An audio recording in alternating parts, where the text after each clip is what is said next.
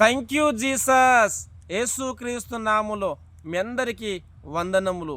ఈరోజు దేవుడిచ్చినటువంటి అద్భుతమైన మాటలు తిమోతి రాసిన పత్రిక 1వ అధ్యాయము 15వ వచనం. పాపులను రక్షించుటకు క్రీస్తు యేసు లోకమునకు వచ్చనను వాక్యము నమ్మదగినదియు పూర్ణాంగీకారమునకు యోగ్యమునయ్యున్నది. ఆమేన్, ఆమేన్, ఆమేన్. క్రీస్తునందు ప్రేమైన సహోదరి సహోదరులకు ఈరోజు దేవుడిచ్చిన అద్భుతమైన మాటలు బట్టి మనము దేవుని స్తుతించాలి.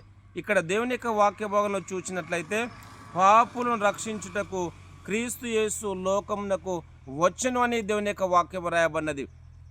క్రీస్తునందు ప్రేమైన సహోదరి సహోదరురా, యేసు ప్రభు లోకానికి ఎందుకు వచ్చాడు అంటే పాపులను రక్షించుటకు క్రీస్తు యేసు లోకానికి వచ్చాడు కాబట్టి ఆయనను స్తుతించండి, ఆనందించండి, ముందుకు సాగాలని ప్రభు మనందరితో మాట్లాడుతుండగా ప్రార్థన చేద్దాం. ప్రార్థన. ప్రేమగల దేవా, మీకు వందనాలు తండ్రి.